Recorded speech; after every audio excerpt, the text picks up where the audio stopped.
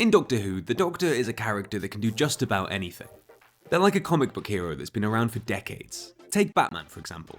A hero that's had so many new writers, villains, and stories for almost 90 years that because of this, he's had to constantly overcome ever-increasing odds. Starting with small-town crooks and progressing to beating literal gods. Making Batman seem insanely overpowered and able to deal with pretty much any problem that comes his way without breaking a sweat. Why am I comparing the Doctor to Batman? Well, because like Bats, the Doctor's been around for so long and has had so many different writers, been thrown into so many corners, and faced so many literally universe-ending threats that now, after overcoming all of them, it sometimes feels like the character can do literally anything. And let's be real, they so can. And I do like that. Having a character like the Doctor be able to do anything and everything is fine, so long as you make the scenarios in which those abilities are used interesting. And the Doctors have a lot of abilities. These abilities count as maybe inventing or making literally anything that's needed of them, like a new sonic screwdriver, some fancy magnet gloves, or an entire makeshift TARDIS as required. Another ability is just the vast wealth of knowledge on so many species, planets, and historical events. The Doctor will always know more than the audience and companions, and quite right too. Another ability is the actual god-tier power of time travel. The TARDIS itself is basically a utility belt on steroids. But there's one ability that's much rarer, one that breaks not only walls of time, but walls of fourth. It's breaking the fourth wall. In this video, I'm going to be taking a look at every instance of specifically the Doctor breaking the fourth wall. My headcanon theory is that breaking the fourth wall is actually an ability or talent that some incarnations of the Doctor have, while others don't. It's a random quirk of regeneration, just like the personalities, cold and moody, eccentric and childlike, or suave and romantic. You never know what you're going to end up with. I'm also going to be taking a look at a few instances of meta commentary in the shows too. This is totally meta. All to answer one subjectively important question. Does the Doctor know they're in a TV show? Okay, so I'm going to start off with a very quick overview of what breaking the fourth wall is, and I know that by now everyone and their mum already knows what it means, but Evan over there doesn't know. That's right, Evan. I can see you through the screen, and I know you don't know. We all do, Evan. We see your soul. So this is for you. To put it simply, breaking the fourth wall is when characters in TV, film, stage, games, whatever, acknowledge the fact that they're in a fictionalized world, acknowledge the fact that they're being watched by an audience, or sometimes even talk directly to the audience through the camera. This could be quite minor, like a character simply turning to camera and giving a look, and the extreme is when characters directly reference the media they're in, or sometimes even rewrite their own stories or change what's happening as and when to get the upper hand. A few famous examples include Ferris Bueller's Day Off, in which the titular hero constantly addresses and talks directly to the audience via the camera, seemingly fully aware that he's being watched and he's super chill with it. Deadpool is another and probably the most well-known example. Oh, hello. Deadpool not only knows that he's being watched by an audience, but also that he's completely fictional. At least he has fun with it, which is better than the crushing reality that your entire world, life, family, and everything you've ever known is all fake and made by some writer somewhere. He is insane, to be fair, which probably helps. And then there's the billion other shows, films, games, and everything else that uses fourth wall breaks in really creative ways too. We so rich. Why we can't afford no seal? I want that blue on McNugget sauce, Morty. That's my series arc, Morty. It takes 9 seasons. I want my McNugget dipping sauce, Szechuan sauce, Morty. That's what's gonna take us all the way to the end, Morty. Hey, player! Drop the chips and get me some ammo! Almost every property has some level of this, and Doctor Who's no different. In the show, we've seen examples of the 1st, 4th, 6th, 7th, 11th, 12th, and 15th Doctors all breaking the fourth wall in some way or another. There are also a lot of meta moments tied to some of these Doctors, which as mentioned I'll touch on later, but for the main part we're going to go through the Doctors roughly in order of how strong the ability of breaking the fourth wall seems to be for them, as some Doctors do it a lot more than others. Anyway, let's begin.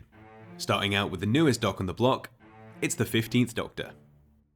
Okay, so this is a weird one actually. At time of recording this, we've only seen the 15th Doctor in The Giggle and Church on Ruby Road. In neither of these episodes does he break the fourth wall, but then, out of nowhere, in the trailer for 15's first proper series, it has a shot that features this.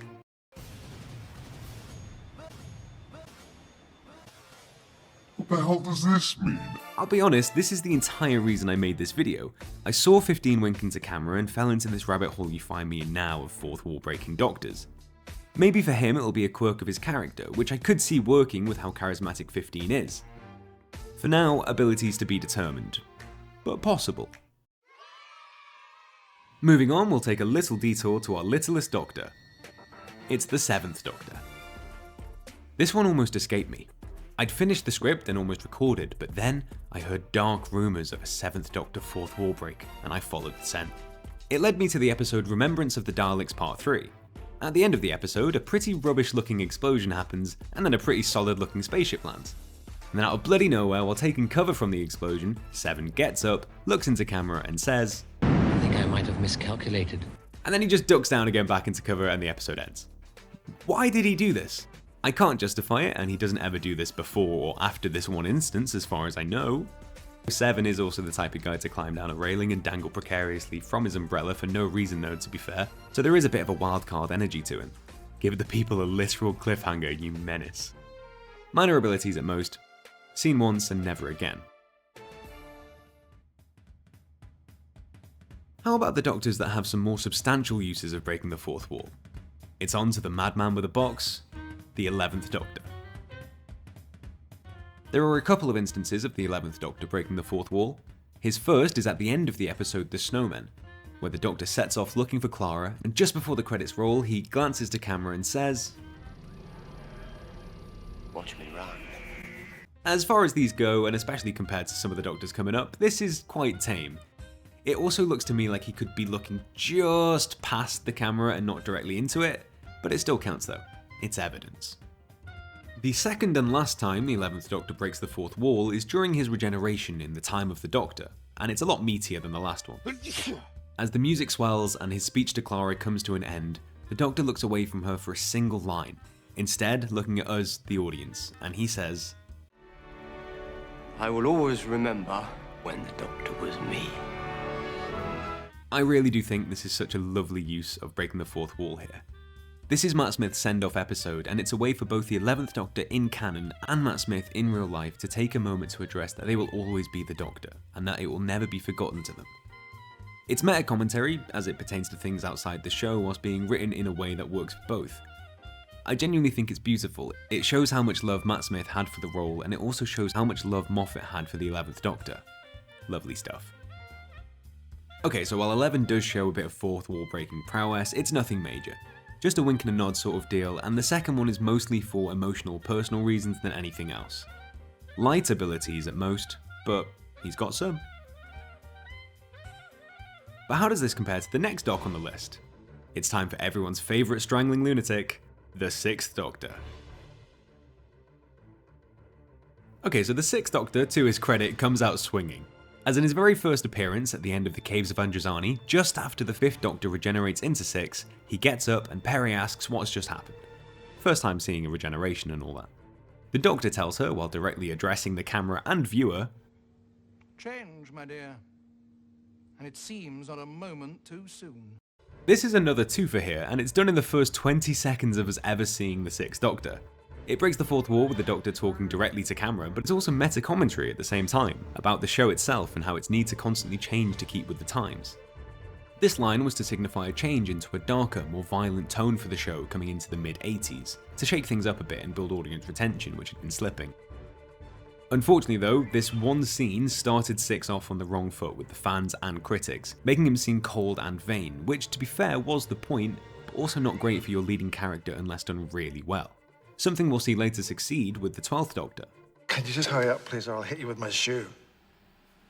Poor 6. I will make a video on you one day, my boy. This is the only real example of 6 breaking the fourth wall, but because it's pretty much instant, I do think the connotations are slightly larger than those of the 11th Doctor. But that being said, if this is an ability that some Doctors possess, I don't think 6 has it. I chop this down to a post-regenerative period where his new body's still sort of settling in. So maybe he did have some fourth wall breaking power just after his incarnation's birth, but this fizzled out when his regeneration and everything else settled in.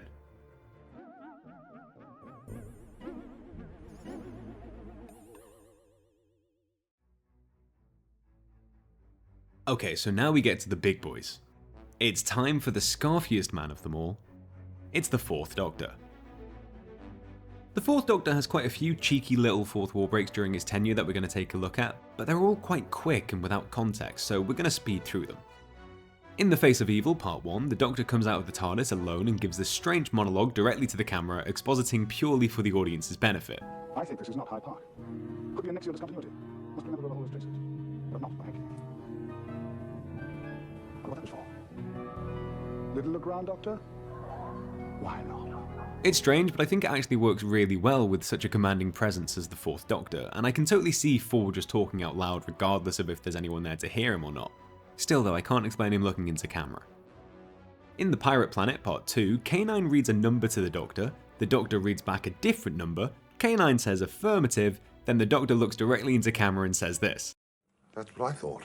I haven't seen this episode, but from some research, it seems that the voice actor on set for K9 made an error when reading out the number the first time. The Doctor then reads out the correct number, K9 confirms it, and then the Doctor looks into camera and says, I thought so too, as a cheeky dig at the K9 operator giving the wrong number.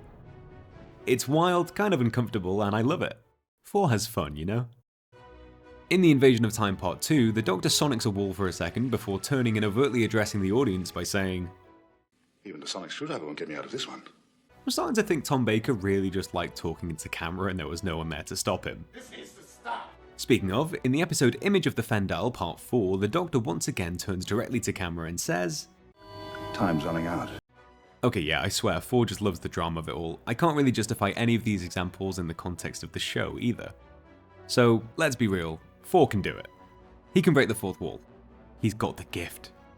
There's so much talking directly to camera, kind of addressing the audience, and correcting the line K9 got wrong and acknowledging it back to camera gives way more implications than just a cheeky look or two like 11 gave. So, 4 definitely has the ability, but does he know he's in a TV show? Nah, it's a maybe from me. While it doesn't seem explicit, his mad grin taunts me as if to say he does. Does he know? Maybe. Quite a lot of evidence for 4 there, so how can our next Doctor top it? Easily, super easily, don't even worry about it. Because it's time for Dr. Disco, the 12th Doctor. The 12th Doctor arguably shows the most talent when it comes to breaking the fourth wall. And in his very first episode, there are questions raised about why the 12th Doctor chose that face. There are meta reasons worked into canon here that explain why the same actor, Peter Capaldi, had been cast in multiple roles across the Whoniverse. It's also strange how closely the 12th Doctor mirrors the 6th. As previously mentioned, both are a darker take on the character, going away with niceties and instead showing a darker, more calculating and cunning side. The 12th Doctor's run does this a lot better than 6's, though there was a lot of BBC meddling during 6's era, so it isn't really fair, as it didn't really get to play out as it should have. 12's arc saw him change from the grumpy and bitter bad man to a kind, fun, good man, whilst also feeling 100% warranted and earned. It's also funny that both Colin Baker and Peter Capaldi played different characters in Doctor Who just a few years before being cast as the Doctor themselves. Although 6's is never mentioned, 12's is directly addressed and given an explanation. We all know as an audience that simply an actor was cast as another role, and this is usually just how it goes. But Doctor Who is a bit different, and Stephen Moffat is a right cheeky clever boy, so he is. The character Peter Capaldi played previously was in the 10th Doctor episode The Fires of Pompeii named Caecilius. He and his family were there to show the status quo of Pompeii at the time, more or less, with himself and his daughter also having ties to the bad guys in the main storyline. At the end of the episode, Mount Vesuvius erupts, and as we know from history, the tragedy of Pompeii occurs. The 10th Doctor is with Donna, and she's still fairly new, only on a second proper adventure as a companion, and she can't bear it. The fact that the Doctor has the ability to do so much, yet has to let time play out as it should. The character can do anything, but that doesn't mean that he should. And the Doctor's known this for centuries, but Donna's only human. She breaks down and begs the Doctor to save someone, to save anyone. And as Caecilius and his family lay in their crumbling home, filling with ash and smoke, we hear the TARDIS. The Doctor simply outstretches his hand, says come with me, and saves the family. These people, as deemed by time, were meant to die. But who is time to say that? The 10th Doctor saved them because he's a good man. That's who the Doctor is. The 12th Doctor's entire arc, however, sees him doubting that he is a good man. Could he possibly be now after everything he's been through and done? He spends a lot of time wrestling with this thought, and it takes a lot of work for his character to warm up to people and come out of his depression, at least most of the time, and especially with Clara. To be honest, I could talk for hours about 12 and Clara's relationship and how she helps him and he helps her, but when does a good relationship become a dangerous and toxic one, and how do you give that up when you know that losing the person will hurt just as much as keeping them in your life? And I love that arc. Basically, the culmination of the good man arc for 12 comes in two fronts. The first is in the episode Death in Heaven, where he realizes he isn't a good man or a bad man. He's an idiot with a box and a screwdriver, passing through, helping out, and learning. He accepts all the parts of his whole and lets go of the moral standard he's been trying to hold himself accountable to. This is later emphasized a lot, and it always comes back to one word: kind. The 12th Doctor is, after some work, the kindest Doctor, and it really does show. He's been through the pain and he's turned it into love. I f***ing love 12. The second part of his arc culminates in the episode The Girl Who Died, where the 12th Doctor, after thinking he's caused the death of someone, goes on a bit of a rant about how it's always the same. He has a bit of a breakdown and goes into a depressive spiral. He equates the death of this character to eventually losing Clara, which he knows will happen because it always does. He then rants about how, as mentioned in the opening of this video, he can do anything. But because of the rules of time, fixed points, and history, he's not supposed to. And that's when he sees his reflection and he realizes why he has this face. He knows where it came from and why he chose it, what it means. He has another epiphany and realizes, again, he is the Doctor, and he saves people. This face is to hold him to the mark just like 10 saved Caecilius. A permanent reminder that no matter what, he should always save whoever he can. 12 even saves a child Davros, knowing what he'll grow up to do, because it was the kind thing to do in the moment, and maybe it could have changed Davros for the better. It didn't, but 12 tried, and that's what matters. That segment went on for a bit longer than I expected it to, but I really just love 12's arc, and I really appreciate the work that went into it behind the scenes. They could have easily just never mentioned Caecilius and 12 sharing a face, and 99% of people would never question it. Just like 6 when he was a random guard in a 5th Doctor story. But Moffat went the extra mile to give us somewhat logical reason behind it, and also tie it into the character's emotional development a season and a half into his run.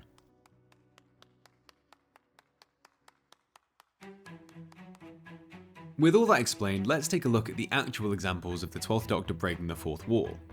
We start with 12's first proper episode, Deep Breath. At the end of the episode, 12 and the villain are having a nice talk.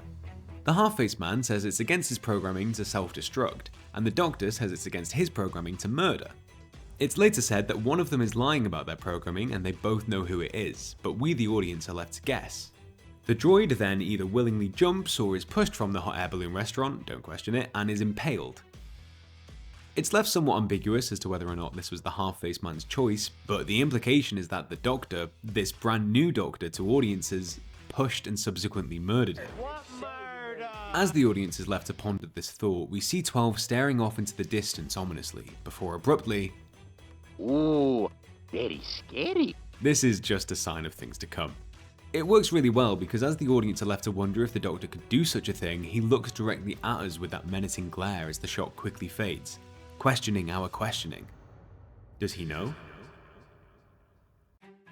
Our next piece of evidence is from the episode Before the Flood.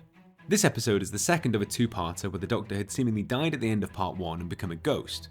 And then, out of nowhere, part 2 immediately begins with 12 giving a lecture directly to camera.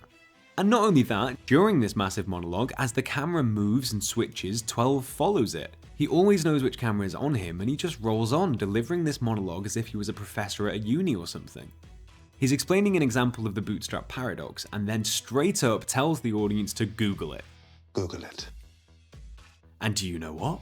If you go to Google Trends, the service that lets you track Google searches, and enter bootstrap paradox as a search term, set the date ranges between 2014 and now, and you'll see this massive spike from October 2015 where the search rate went up by 100%. What happened in October 2015, you ask? This episode of Doctor Who came out! The Doctor told the audience to Google it, and we did! 12 seems fully aware that he's talking to an audience that clearly isn't in the TARDIS with him. He's explaining an example of the bootstrap paradox because it pertains to exactly what's happening in this episode. He's trying to help the audience grasp a harder sci-fi concept than normal for the show. This seems pretty big, but it actually does get bigger.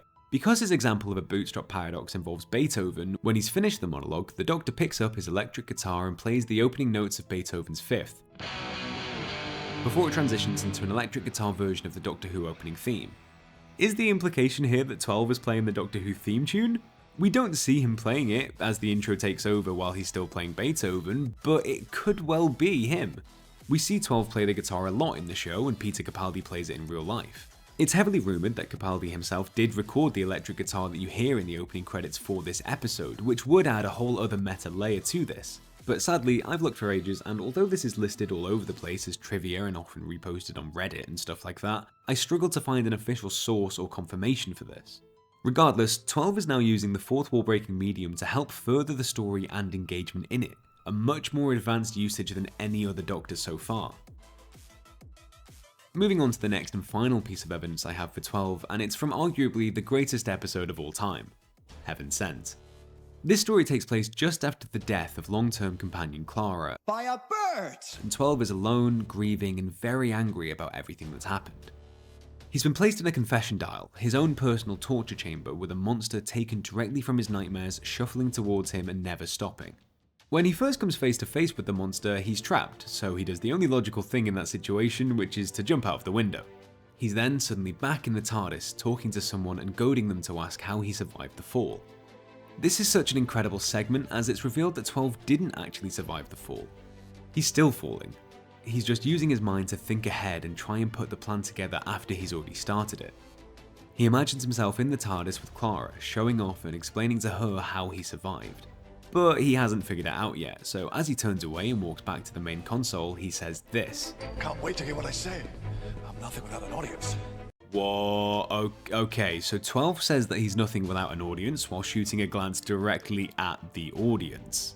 This to me is the final nail in the coffin that absolutely confirms the 12th Doctor not only is fully adept at breaking the fourth wall, but also likely fully aware that he's a character in a TV show. 12 is so interwoven with fourth wall and meta moments that it feels like a deliberate, albeit still subtle choice for his character. His face is a direct meta callback in reference to the fact that Peter Capaldi has played multiple characters. He's monologued out of any context for an episode and told the audience to Google sci-fi concepts relating to it. And finally, he's overtly addressing and referencing the audience at the same time. Put all of this together and the 12th Doctor is undoubtedly the Doctor who has the strongest grasp of this ability. So much so that I think he does actually know he's a fictional hero in a TV show always destined to win at the end, and he has fun with it. Bringing up Deadpool once again, he's also a character that knows he's fictional and so sometimes uses this knowledge to manifest things into existence out of thin air, as he knows his reality is fake anyway, so he can just play around with it a bit. But surely there aren't any examples of the 12th Doctor miraculously pulling something out of thin air just like that. The real question is, where did I get the cup of tea? Answer, I'm the Doctor. Just accept it. Damn 12, you really do be doing the most when it comes to breaking the fourth wall, don't you? So while he's definitely the Doctor with the strongest grasp on this lesser seen ability, there is still one more Doctor I've been holding off on discussing. I wanted to save it for the end for everyone who thinks that Modern Who is ruining the show by getting too meta, self-referential or fourth wall breaky. This really isn't anything new for Doctor Who, and it actually all started with the Doctor. The original, you might say. In 1966, only 3 years into the show's now 60-year lifespan, an episode called The Feast of Stephen just so happened to fall on Christmas as its release day. Because of this, a small portion of the story was made to be Christmas related. And so, at the end of the episode, the Doctor and companions all wish each other a Merry Christmas and it's all very nice and holly jolly. Then, the first Doctor turns to camera, raises his glass in a toast and says, Incidentally, a Happy Christmas to all of you at home. Sadly, this episode is lost, so all we have are a few telesnaps of it. But the first Doctor, clear as day, looks into camera and wishes everyone that was watching the episode a very happy Christmas. I think this was due to William Hartnell just sort of saying this in the moment without much planning, and the one-take rule of the era meant that it was kept in, but I could be wrong. Regardless, it's really quite a nice little moment, and it must have been pretty wild for those watching live at home on Christmas Day 1966. This also shows us that breaking the fourth wall, while not a feature of every Doctor, has been a characteristic since our very first. So, to address the big question. Does the Doctor know they're in a TV show? No, I don't think so. Does the 12th Doctor specifically know he's in a TV show? Abso-f***ing-lutely. Thank you so much for watching. While this outro plays, there will be some other meta or fourth wall breaking moments that I couldn't really work into the script explained while I sell my soul and shamelessly ask you to give me your money via Patreon. So yeah, I have a Patreon now because unfortunately the BBC tend to copyright anything I post and so I can't earn ad revenue from YouTube. I don't really know how to use Patreon yet or what I do on there, but if you like these videos, then supporting me on there would mean that I can dedicate more time to them. And I'd love to introduce perks and stuff that people would actually want to see. I put a lot more work than I realistically should into these videos because I'd rather produce quality over quantity. So I really do like to take my time with the scripting, redrafting, external proofing, recording, editing, and finishing touches. I know every YouTuber does that, but golly gosh, it sure does take a while. Please only consider supporting me financially if you're in a viable position to do so, and if you can't or simply don't want to, then I still love you for watching. And Saturday viewing continues with an adventure in the new science fiction series,